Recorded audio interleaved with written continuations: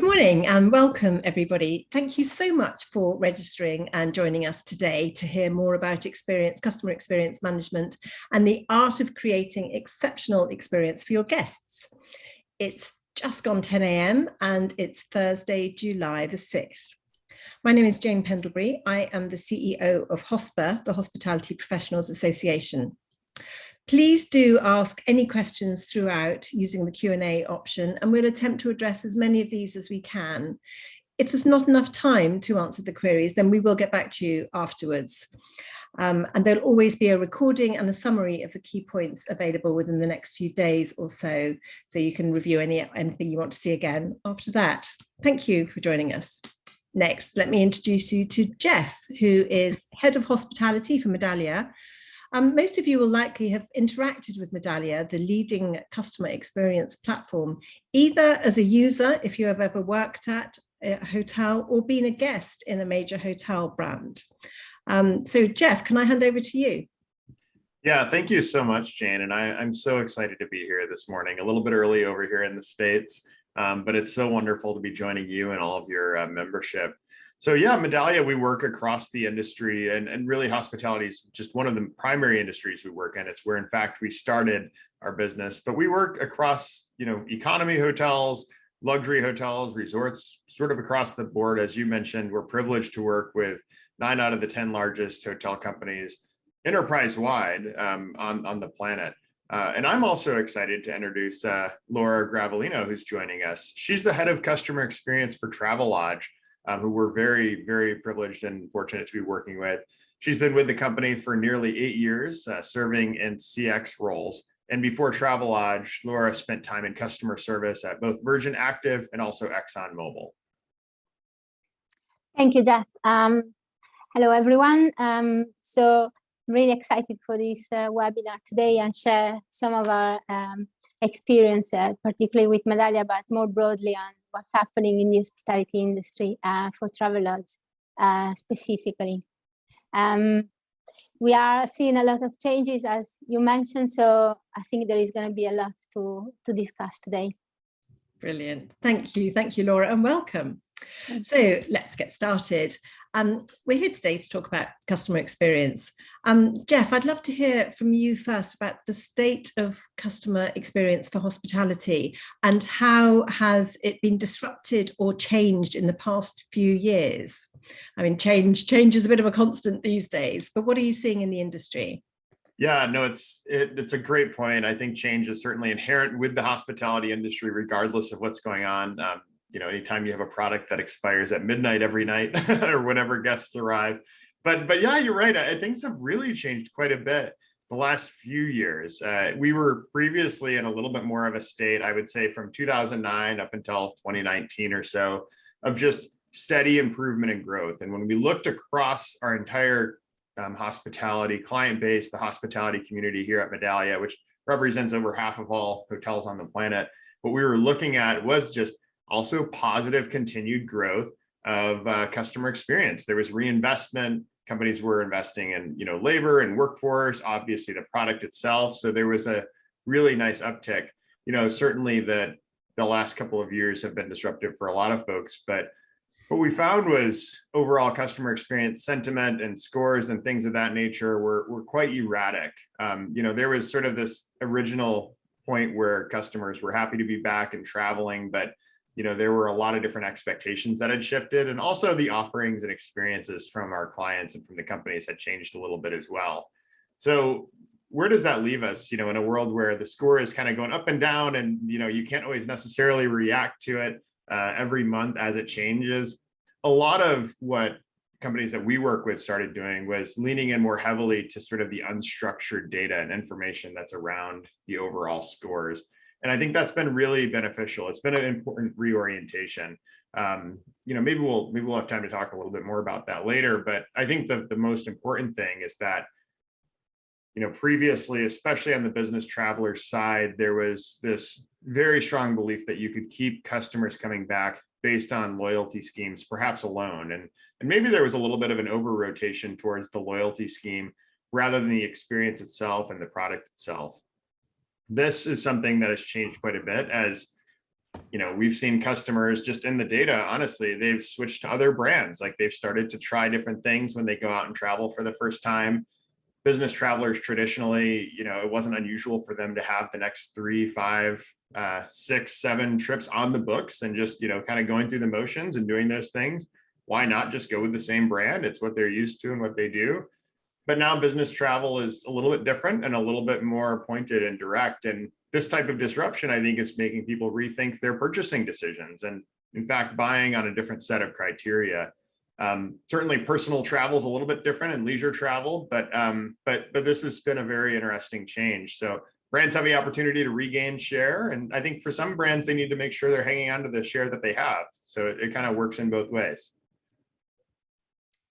Absolutely. Laura, do you have anything to add? No, I completely, I think Geoff just gave exactly what we are seeing as well. So sometimes is a benefit for us as a budget brand. So but it's definitely something that we're seeing in terms of changes and change of behavior. So for us, business customers, obviously, they've changed completely the way they travel, and also the leisure customers after COVID. So the famous staycation, we are that keep us busy because that changed the operation and the way we have to deal with the stay of leisure customers. Yes, it certainly is. I think, as we said, change is the new constant, and everything changed so much during the pandemic. And it's not back to normal yet. We all know that. But there's a lot of talk about business travel, especially when it does come back. It will have a different face potentially. People will extend their stays, maybe stay longer into the weekend, and that may affect budget. And as you say, Laura, that might work in favour of the more budget brands. Geoff, you mentioned the loyalty schemes. We had a webinar a little while ago, and we decided that loyalty schemes should just probably be renamed as frequent traveller things rather than loyalty, because it doesn't tend to be so much loyalty as just ease of use. And most frequent travellers do tend to have 1, 2, 3 loyalty packages with different hotels, and they just work with the one that suits them best. But yeah, I think it's very important that we keep abreast of the changes, and those that were successful during the pandemic were those that were able to adapt quickly. So I think all those points are very valid.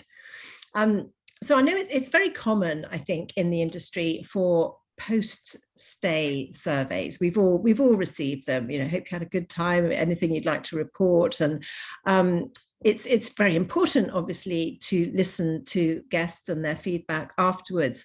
But I think it's just as important, and I know, Geoff, you agree with me, but I'd like to delve into that a little deeper, the importance of listening to your guests during, not just post-stay, but maybe prior, during the stay, and listening to them across various channels as well. I mean, Laura, you're obviously a user of Geoff's solutions. Do you think that Travelodge has invested in this platform to do more than just a post-stay survey? I'm sure that's why. And what made this transition?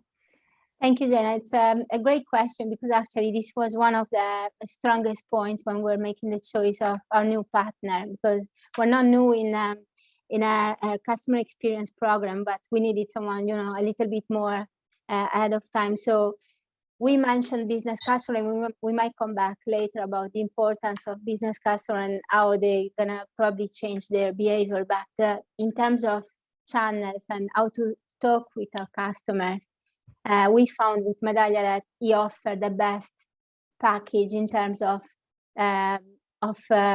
view of the customer. So you have your post-stay survey, but you have an exceptional text analytic tool and features that really give you the flavor of those trend lines and charts and the regression model. So that's really important. And then the capability, for example, in our customer service team, we use, so I'm talking now about a typical CRM system like Salesforce. Medaglia was able to integrate that system into the customer experience platform. So we have everything in one place. And then we stretch them even more because we use separately an operational software called Reflexes that actually measures the operational processes, so number of room checked, etc., etc. And we have integrated that part of information also into the Medallia platform. So that was really important. Okay, and integrations are often a tricky part, but clearly that's worked smoothly. Yeah, it's for us it's key because obviously it offers us then a full view of the whole journey and give us a little bit of advantage in terms of reactiveness and also looking ahead and try to capture the early warnings that we get from the customer feedback. Yeah, absolutely. So Geoff, Medallia is just there picking up all the comments at all the stages. Then, do you want to expand a little bit on that? Yeah, I think it's interesting, talking about the post-stay email, because it is something Medallia has done for 22 years. When we first got started, if we go all the way back to that point, I think that the market research purists at the time really thought, well, how could you possibly do email? Not everybody has email. Most people don't. And so how times have changed, it's amazing in that amount of time. I guess it's been a couple of decades now.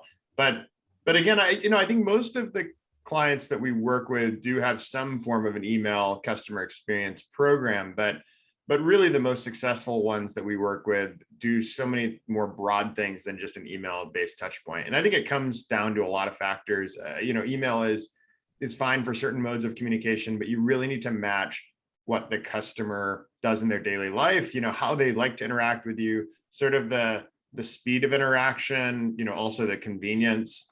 And we recently did a little bit of research on our most successful customer experience programs and kind of the laggards overall. And we looked at both Medallia clients and non-Medallia clients just to get an idea of those that have the strongest financial performance linked to customer experience. What we saw was that the most successful brands really do four things. You can kind of narrow it down into four areas. One is they're more likely to prioritize increasing the quantity of signals that come into their platform. So Laura was talking about this, getting information from different parts of the business, integrating with Salesforce, which Salesforce is a great partner of Medallia we've worked with for a while. The second thing they're doing is they're more likely to synchronize data across internal systems to generate more meaningful insights. So again, mention of other systems coming in and other means and modes of channels of collection. The third thing is the most successful from a financial standpoint, CX programs are more likely to capture unstructured data from chat, call, and customer support systems. So sometimes customer support can oddly be a little bit on an island when it comes to overall customer experience view. You sort of have the in-person and operational side, and then you have customer support over here. And bringing those together to truly understand the customer experience is key. The fourth thing really is capturing customer feedback from external social review sources, which is paramount in hospitality. I mean, we understand how the purchase decision works for both long-term planning and also short-term planning. And social reviews are an absolutely critical part of the purchase journey, whether it be through Google Maps, which is heavily invested there, TripAdvisor, Facebook review pages, et cetera. So I would say that is key, right? I think it's just understanding kind of that more holistic view of customer experience and not just relying on the same thing that we pioneered 22 years ago, which we still are, very happy to do, but it's understanding how things fit together and how the guest understands and interprets your brand. Yes, that is so valuable, isn't it? Looking at the bigger picture and giving the guest the opportunity to feed back to you in various different ways, and then you understand much better what's going on than just relying on a post stay email, which probably doesn't give a very true picture at all, if people can even be bothered to answer them, I would suspect as well. Whereas certainly those social media type responses are going to be the ones you really need to build into the bigger picture. So that's really interesting. Yeah, Jane, there's one thing I would just really briefly, if I may say on that, which it's interesting because we still do see a healthy response rate over email. Our response rate for email-based surveys is usually around 1 in 5 or so in hospitality, which is, if you think about that, somebody taking the time to fill it out and do that. The reason we talk about other channels is if you're texting back and forth with a customer, I mean, you're looking at an open rate of something in the high 90s and a response rate of significantly higher than email. So that's I think why we're seeing a lot of the leaders shift away from, you know, email only type approaches. That's amazing. That's an incredibly high. You must make it very easy to complete those feedback surveys. Although I assume that's up to each property to edit how that's done. But that's a remarkable feedback, making me feel very guilty when I don't do them. But maybe I'll try harder. So we're all trying to do more with less people at the moment. We know that the staffing crisis isn't unique to us here in the UK. We know that it's very prevalent in the States and globally. And there's been lots of discussions about how technology can help that. And certainly during the pandemic, the installations of technology were really accelerated in some areas where there had to be sort of more engagement with guests, but a lot less contact. So we know that technology like Medallia can mine through the feedback and prioritize the feedback and what's important. So does that help with the staffing issue? And what does the hotelier themselves have to do to make this feedback and this holistic picture really work? Laura. Right. So excellent intro. So it's true, and we think it's going to be more and more so. What I mean is, like, technology and automation are going to be, especially technology, of the only way to kind of sustain this moment where we have to operate with less resources. So with Medallia, there are many things that came to help through this platform. So obviously they are all about the analytic tool. So the analytic tool is basically, you have the traditional, all you can imagine Medallia offers, but the text analytic tool, so the AI and the way the comments and the sentiments are categorized and displayed, etc. I obviously talk not from a corporate point of view. I have to think from the eyes of an hotel manager who's very busy, and he has a very busy schedule, and he has to look at all of these numbers and the revenue numbers and the cost numbers. So customer metrics is still key. With the text analytics tool from Medallia, and then more broadly other features, I think the biggest benefit is for the hotel manager to focus on the right thing. So the text analytics give the right flavor, because sometimes the numbers and the scores don't tell you the whole story, or if they do, they might tell you a trend, but not the answer or the root cause. Whereas in the verbatim, and in a good analysis of the verbatim, we give the team the possibility to get to the root cause and fix the problems. So there was the first thing that comes to mind in terms of the quickest benefit we got from this partnership. Brilliant. Okay, that's super interesting. Geoff, have you got anything to add to that from the Medallia perspective?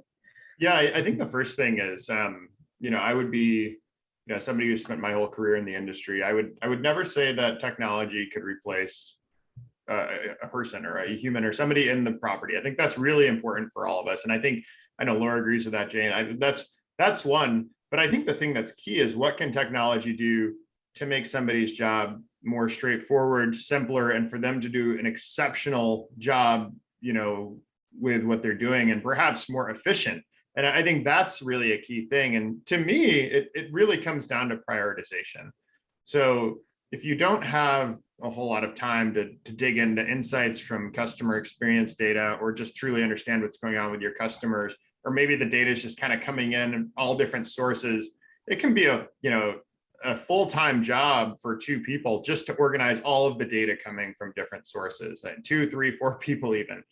If you have prioritization and you have some sort of unified system that brings in information, like what Travelodge is looking to do here, right, bringing in Salesforce and other transcripts and information like that, it can help really narrow that down. And we had actually a client recently that we worked with who they were kind of going through this transformation a little bit themselves, where they were looking at the most obvious problems first, right? And this was a This is actually a company that operates gaming facilities, casinos throughout the US and around the world. And in Las Vegas, a big thing that we see here in the US is long lines or long queues to check in. This is a very common thing. And it just sort of is the first thing that you notice when you walk into a property, or if you're managing a property, you say, okay, what can we do to make the line shorter? And that's because they have 2,000 or 3,000 rooms, some of these properties, and that can be the most obvious problem to solve for. In fact, it is something that does add some guest friction. And we've had clients that have solved for that with technology in different ways through messaging, et cetera. But this particular client, they sought out to understand through Medallia, is this the biggest problem? Is this the problem that we need to solve where guests just won't come back if they encounter this problem? So using text analytics and really analyzing the overall impact of relative sentiment, they went through a prioritization, and really the engine kind of did it for them to understand where the biggest problem was. And they narrowed it down to issues with the guest room. And then further, the system kind of narrowed it down to the bathroom. And it was in fact actually a slow draining tub was something that it didn't happen too much, but it happened enough, a few times a day. And when it happened, that had the largest impact on a guest's experience, much larger than, perhaps a long line, and maybe not largest overall, but largest in terms of frequently occurring issues. And it was a very solvable problem. It was something, they could actually narrow it down to the specific rooms, but this is a luxury property and it's something guests did not expect to experience. And so they were able to kind of really narrow down on what the key issue was to focus on. And I think that's what it's all about when you think of prioritization. Look, there's things that are going to happen in a hospitality experience, and things will come up that you won't, you try to resolve. But I think what's key is solving the thing that prevents customers from coming back, rather than just kind of maybe the most talked about problem. The most talked about problem can be important, but the big high impact items are where you're going to see the most return on your overall focus. Yeah, and your story there about the line, very kind of you there to use our English word queue, because that's not very widely used in the States, is it? So thanks for that little anglicizing there. But yes, it's an obvious thing, and that it's easy to assume that that's a big issue because it's there in front of everybody. But yeah, that bathtub story is a good one. I think the other thing that has, with the growth of technology and installations in hotels and hospitality business, it's not necessarily, as you say, it's not impacting the number of staff you need, but it's freeing up the staff to interact and be hospitable, to be, what we're all about, to interact with the guests, talk to them and make them feel welcome, and just gives them the opportunity to do what they probably enjoy more than sitting behind a desk looking at a computer screen and trying to work out what they have to do. And that's quite boring for those of us who love the industry, because actually we want to be out there talking to our guests as much as possible. I know this topic is really interesting for our audience, and I think it's really interesting that Medallia is so widely used, and I know it's white labeled, so people won't necessarily know that they've used the Medallia product, but I know that you work with lots of the leading hotel brands, Geoff. So how do you encourage the customer experience leaders to work cross-functionally to promote their customer experience strategy and define success? Yeah, I think this is really key. Cross sector within the hospitality industry, you need to have broad support. And I think more and more, whether it's, the finance, the chief information officer organization, revenue management, I think the question becomes, how should they think of customer experience if they're not in front of a guest on a regular basis, or they're not analyzing the data? And what I'm finding is really, a lot of companies are understanding this, especially the leading companies we work with.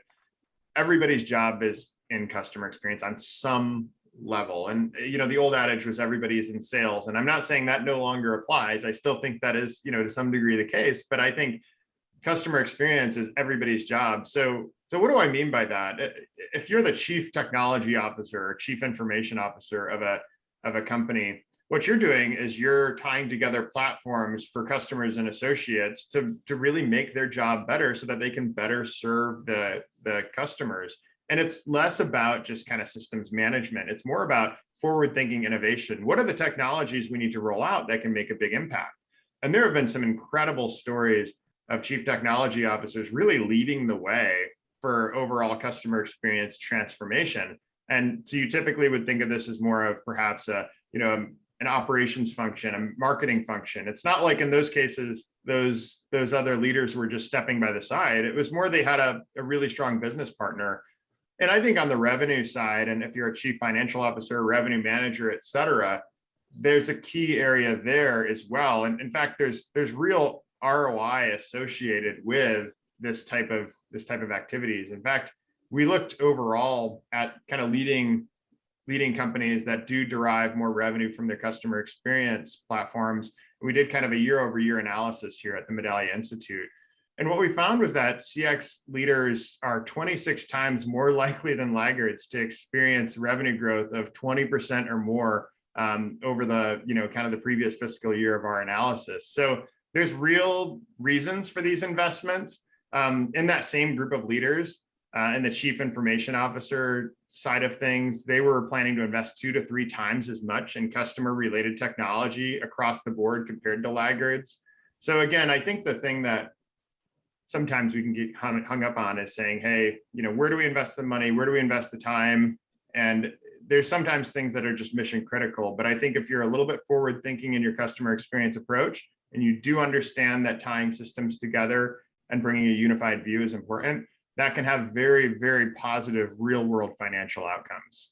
Yeah, I think it's true of everything, really. It's communication throughout, and everybody pulling together it makes it so much more successful.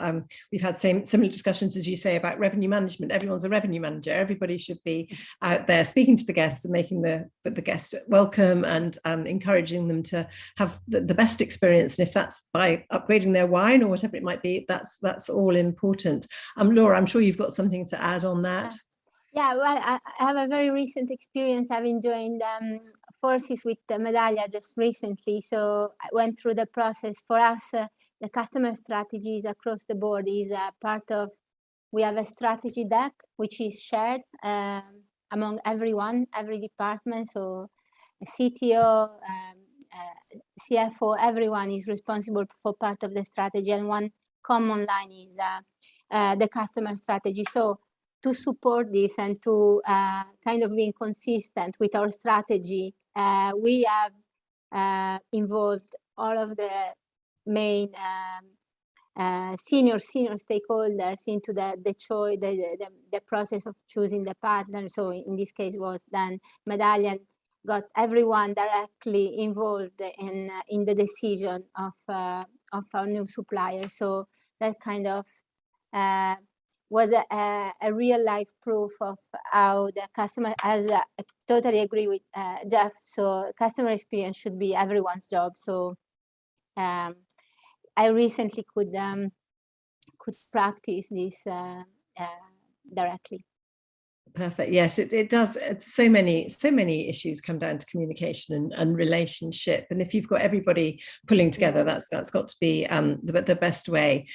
We do have some questions coming in, actually. So I shall try and pick some of the interesting ones.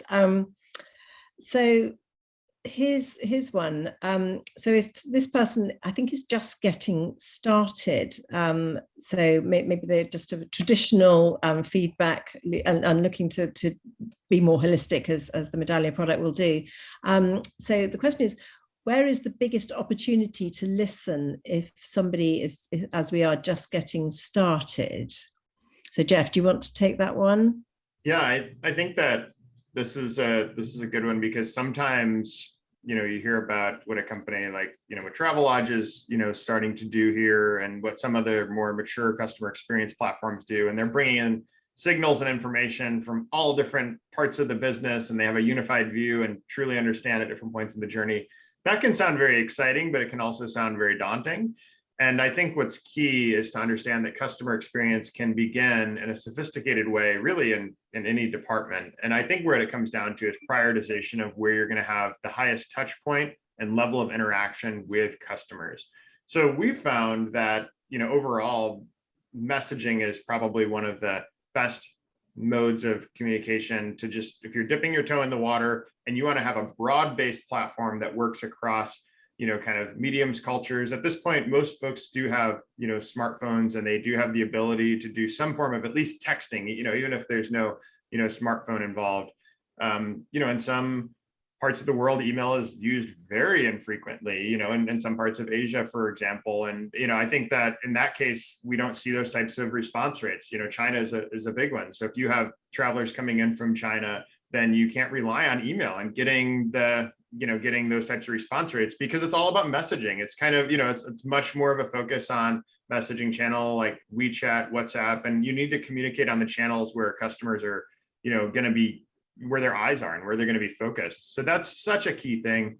The other thing that I would mention, and this is not, a revelation, is that, the digital discovery and booking process is just essentially how the funnel works now. So, whether you're understanding and reading social reviews and then booking through the website, understanding those points of friction and where the booking may not be happening, understanding from an experience standpoint what you could be doing to modify and enhance your website or your mobile applications, that is extremely key as well. So those are two dimensions that I would say are, perhaps lower hanging fruit where they would yield outsized returns.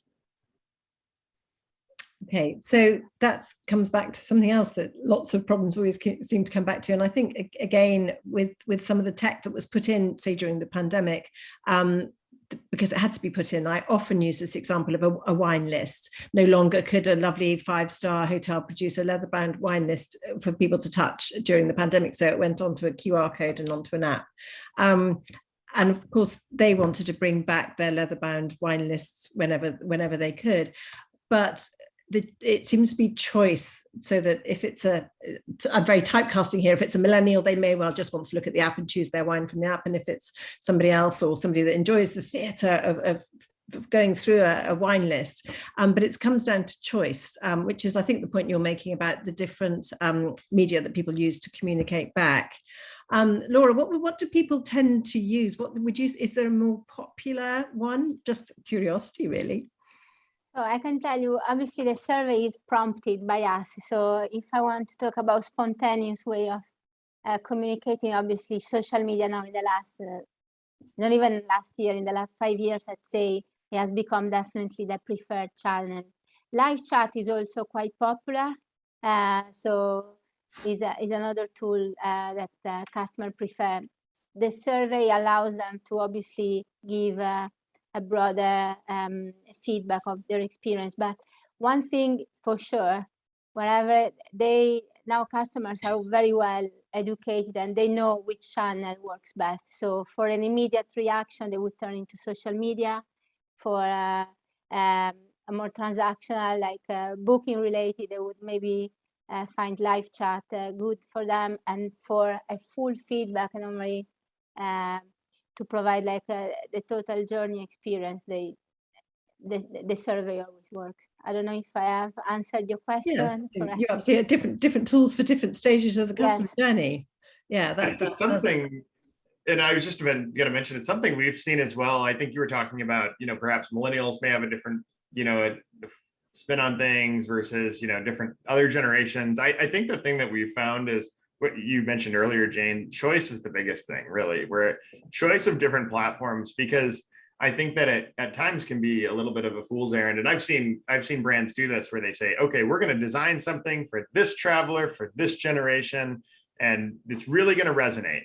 And really the more simple thing to do is just to design a great product that has different offerings and different options. Because when we look at the actual data of who's corresponding on these channels, for example, messaging via like different messaging apps, et cetera, it's somewhat ubiquitous across generational gaps, which has been really, really cool to see, because I think it's more about just designing a great user experience and something that's easy to use relative to something specific for a group. And the same goes for, if you're looking, between the Four Seasons and, perhaps more economy brands and everything in between. In fact, travelers do appreciate convenience across the board, not just in certain segments, which that, for me, I think that was something that we learned quite a bit as we continue to roll out new technology as well. Yes. And you can't guess, can you, what's going to be convenient for one guest over another. Everybody's different, and that's what makes it fun. And if I can just tell, I think that to have everything, this multi-channel control or multi-channel operation in one place, that's at the end of the day the biggest benefit, because you can have in one environment all of the data you need to know your customers. Yeah. Yeah. Laura, I think this next question is it's coming from somebody who seems to have quite a similar role from you, a customer experience person. Really, how do you encourage the other people? We mentioned the CFO and the CIO. How do you get them to understand why you want to invest in a system for customer experience? How do you convince them that it is worth the investment? I mean, we've had the story from Geoff about understanding about the tub draining very slowly. But I guess for an internal sale, you clearly know that you need this thing, but to convince everybody else. Yeah, that's a great question. Obviously, is that everyone in my role daily challenge. But luckily enough, I think the first thing that I can tell you very simplistic is to show the opportunity. So a customer experience program or platform or anything that it relates to the strategy around customer experience is an opportunity for each single division, if I can say this, if I can describe it in this way. So to work together with the CTO and explain, this is your opportunity to actually focus. We were talking earlier about providing the hotel manager the right things to focus on rather than everything and everywhere. And that's a great opportunity to reduce waste of efforts in many different analyses, because if you start from the customer experience, you're already kind of going surely in the right direction for the customer, and the return you can have is an opportunity it would be a shame to miss. Absolutely. And Geoff, who do you normally speak to when you're talking to a hotel? What's your first point of contact, and who is the person who usually decides that who sees the value soonest, and do you have any stumbling points? Yeah, this is a good question, because I think it used to be a lot more straightforward for Medallia or companies that do what we do. We pioneered the space here in terms of digital customer experience, and for us, the first 10 years or so, it was very straightforward. You would just typically identify the chief marketing officer, and you would go from there. And the thing that's changed a lot, and our platform has always been a lot more operations forward. What I mean by that is, we have platforms that have over 100,000 daily active users reading and looking at customer experience, following up with the customers. I'm sure many folks who are joining us live here now are part of that. But the other component, then, it's not just the chief operating officer, but there's entirely new disciplines. The chief digital officer. We talked a little bit about digital earlier.